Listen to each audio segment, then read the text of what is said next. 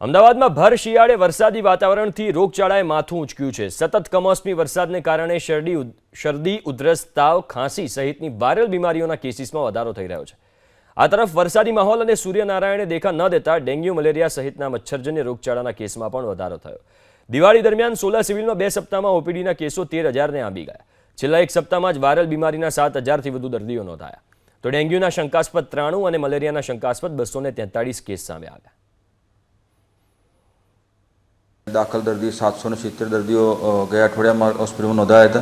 तथा जुदा जुदा रोगनी बात करूँ तो डेंग्यू में लगभग गया अठवाडिया में 93 दर्दीना लोहीना नमूना लेवामां आव्या, तेमांथी 13 दर्दीना रिपोर्ट पॉजिटिव था। तथा मेलेरियाना 324 दर्दीना ब्लड सेम्पल लेवामां आव्या, तेमांथी 12 दर्दीना रिपोर्ट पॉजिटिव था। तथा चिकनगुनियानो एक शंकास्पद दर्दी नोंधायो अने डायरियाना गया अठवाडिया में 7 केस अमारी हॉस्पिटल में नोंधाया था। तथा वायरल हिपेटाइटिस एना 1 केस पण आ गया अठवाडिया में नोंधायो हतो। आ रीते गया अठवाडिया में अमारी हॉस्पिटल में जुदा जुदा आंकड़ा जुदा जुदा रोगना आ प्रमाणेना छे।